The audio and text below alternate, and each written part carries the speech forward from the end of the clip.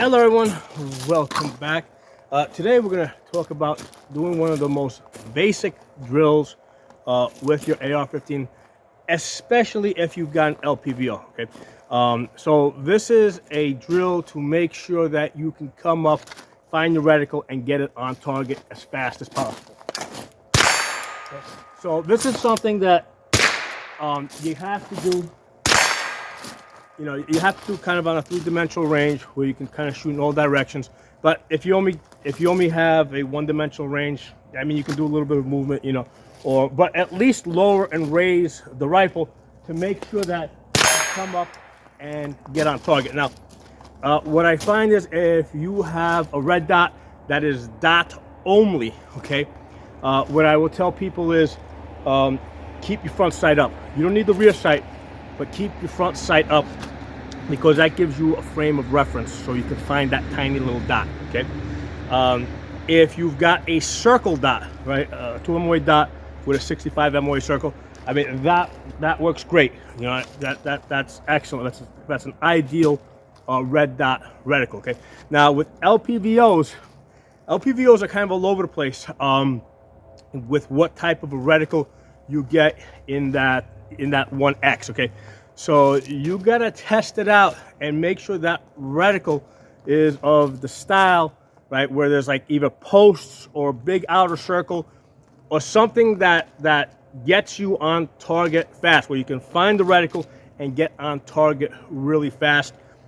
In the past, the problem with first focal plane scopes was that when you were in 1X, right, the reticle shrunk down to nothing, so you couldn't find it. Okay, so over the last couple of years, they started adding like posts on the outside or a larger outer circle.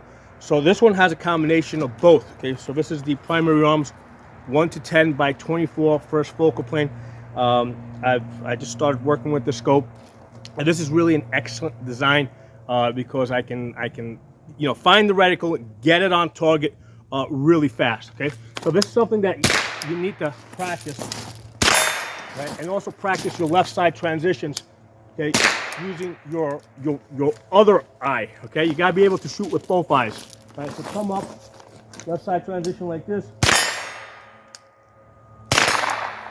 and then practice getting back into the sling. Okay, so this is like the most basic thing. Okay, so if you talk to like people who have done like special forces type of stuff, okay, this is like one of the most basic things that they practice, because no matter what you're doing, if you're jumping out of an airplane, landing, you know, and engaging, right, ultimately it all comes down to is see your target, get your reticle up on target, safety off, take a shot, safety back on. Okay, so regardless whether, you know, it doesn't matter if you're, you know, if you're invading a beach, okay, or for one of those like those hovercrafts or something like that, right?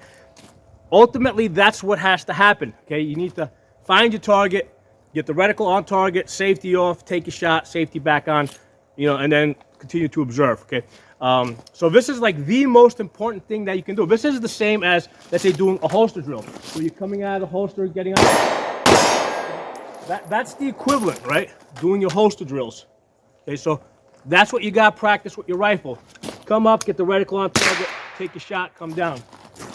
Identify the target, come up, safety off, take a shot, you know, safety on, rifle down. Okay, so this is the most important thing that you can do. Okay, a lot of times people, I think they spend too much time, you know, shooting in the bench position, which is fine. I mean, you got to do that too, right? You got to be able to shoot at distance, but you know, for most engagements that in a real SHTF type of situation are going to happen inside of 100 yards, you know, that's what it's going to come down to. Because a lot of times you might just be like relaxed, not expecting anything to happen, you know, and then all of a sudden, you know, you hear some noise, you turn around, shit, there's a threat, come up, you know, get on target, take the shot, okay, or multiple shots, whatever you got to do. But that is like the most important thing that you got to practice. So I'm going to attach a video now of the drill I was doing yesterday, where the camera was actually attached, so that you can see like what I want in an LPVO, right? LPVO has to be designed, right? The reticle has to be designed in such a way that in 1X I can find the aiming point, right? And the center dot is always going to be too small. So there needs to be something on the outside that you can center on. Okay, so this one is really good because it has both outer posts and it has an outer circle, right? And if you zoom in, you see a smaller circle for distance shooting, but the combination of the outer posts, right, the duplex or German 4-post, in combination with the 65 with the circle dot, the combination of the two, I think it kills it. I think this is the best reticle. I think this is kind of like what all LPVO reticles need to look like, you know, going forward. Okay, so drop some comments below. Let me know what you guys think. I'll talk to you soon. Thing with this primary arms 1-10 by 24 GLX.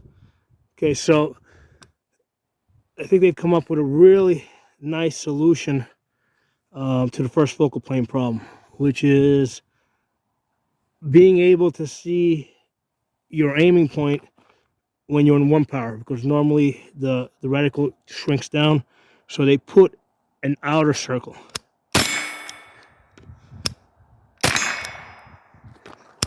So you see I'm able to come up,